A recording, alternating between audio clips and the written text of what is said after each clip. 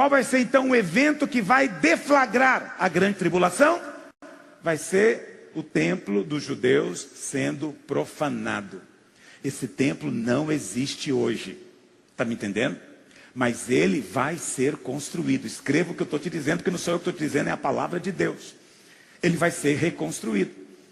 E eu estive lá em Jerusalém, conhecendo um lugar chamado Instituto do Templo, onde eles não falam tudo, mas eles já têm tudo pronto. Está me ouvindo? Tudo pronto.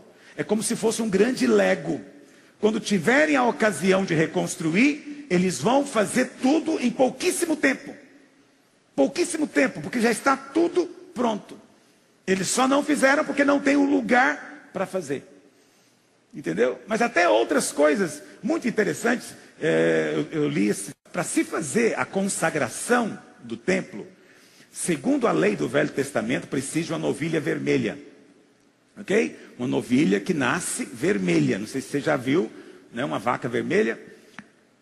Então, em Israel não tem novilha vermelha. Mas aconteceu o quê? Nasceu a primeira novilha vermelha lá no país.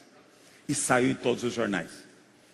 Entende? Alguém fala, mas como? O que aconteceu? Genes recessivos, uma bela hora ele aparece.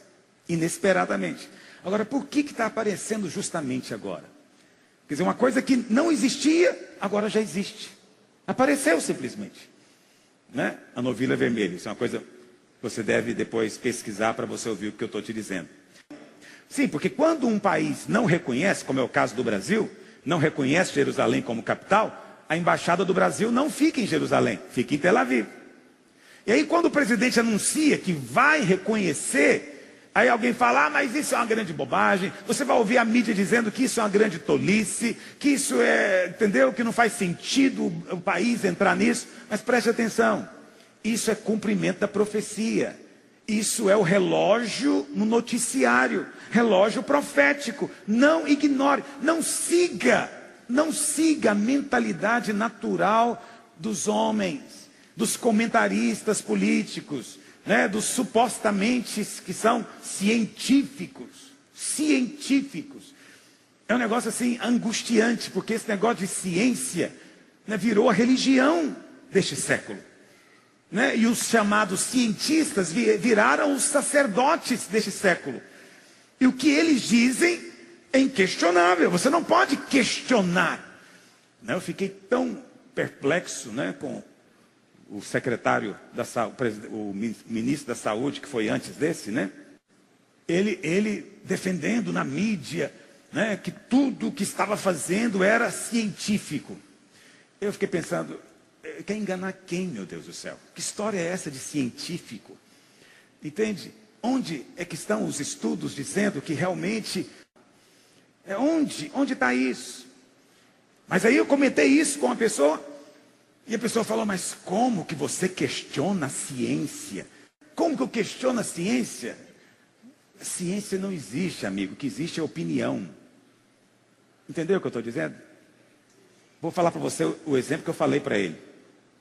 Ciência constrói bomba atômica. Onde você vai jogar não é ciência. Onde você vai jogar é opinião. O dia que você vai jogar é opinião.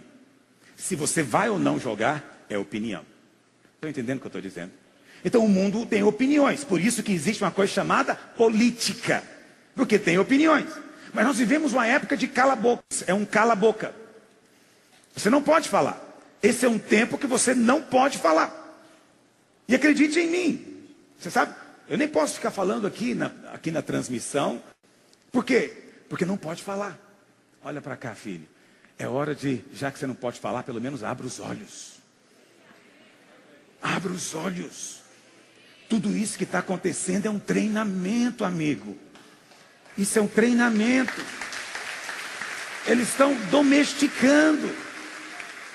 Eles estão treinando você para aceitar passivamente depois as coisas.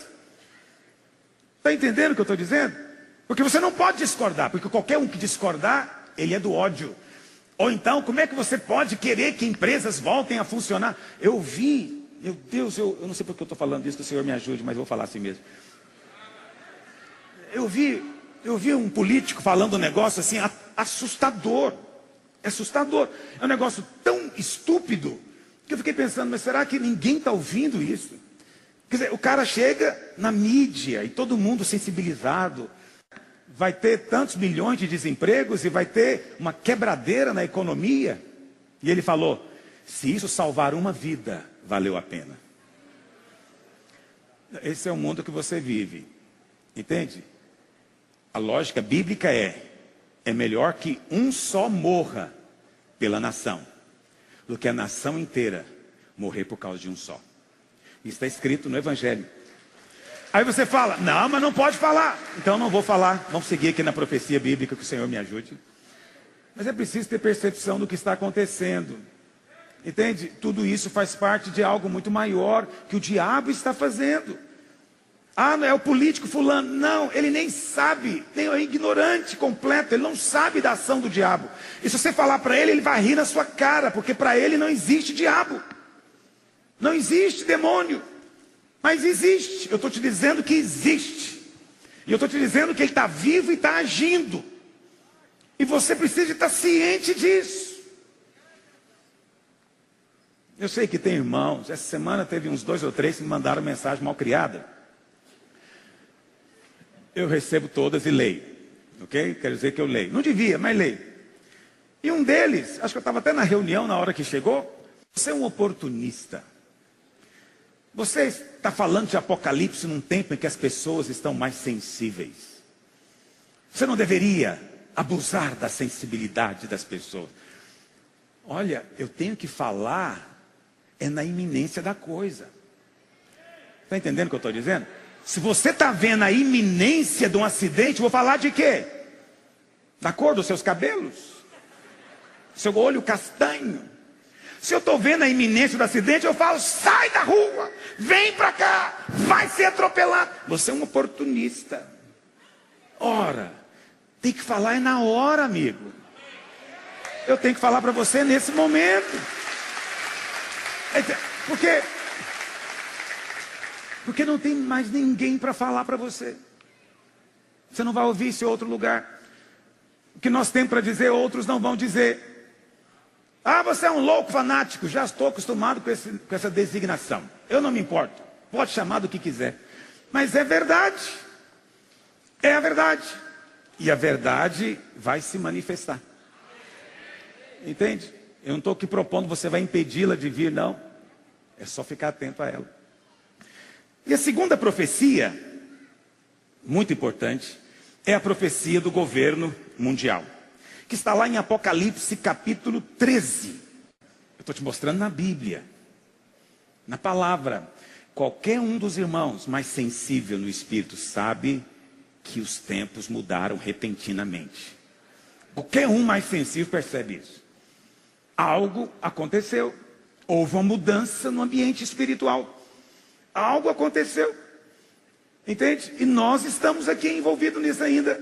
Nós precisamos ter percepção. Olhar com a ótica que só nós podemos olhar. A ótica do Espírito, da palavra. Então preste atenção. A primeira profecia é, fique atento a Israel. Fique atento a Israel. Toda vez que você vê um noticiário, leia se falar de Israel e seu conflito com os árabes. Leia, porque Israel é um relógio. Relógio profético, acabei de te mostrar agora. Mas tem uma outra profecia que é relógio profético. É a profecia do governo mundial que virá. Virá um governo mundial. E essa expressão governo mundial, com todas as suas variantes, ok? Quais são as variantes? Globalização, globalismo, nova ordem mundial. Entendeu? Tudo isso são expressões que traduzem o mesmo projeto. Existe um projeto para que haja um só governo nesse mundo. Aí você fala, pastor, olhando o natural, não consigo imaginar como isso é possível. De fato. Como é que você pode pensar que vai ter um governante que vai governar simultaneamente sobre chineses e americanos e russos e europeus? Parece uma coisa tão distante da realidade, tão improvável, tão improvável. Apocalipse capítulo 13 fala dos dois que vão se levantar, que é o anticristo e o falso profeta. O anticristo é chamado de besta em Apocalipse. Ele não é chamado de anticristo, tá bom? Nós chamamos, esse é um costume evangélico, né? Cristão na verdade, mas Apocalipse chama de besta. Besta significa um ser. Besta não significa uma pessoa idiota, não. Às vezes você tem português coloquial, você pode pensar isso. Não é. Significa um ser, um animal. Ok? Vi emergir do mar uma besta que tinha 10 chifres. Ela emerge do mar porque o mar na Bíblia significa as nações. Ok? Então ela virá das nações.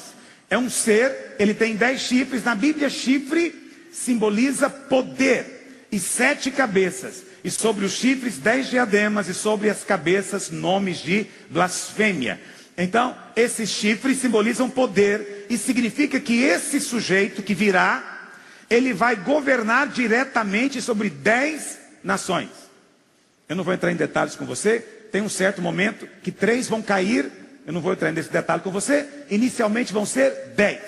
Nós não estamos aqui esperando o anticristo. Nós estamos esperando o arrebatamento da igreja. Não fico preocupado em saber quem é o anticristo, quem é o novo candidato a anticristo. Não estou preocupado com isso. Eu espero não vê-lo. Mas se porventura eu estiver aqui quando ele vier, ainda assim estarei olhando para o Senhor e esperando o arrebatamento.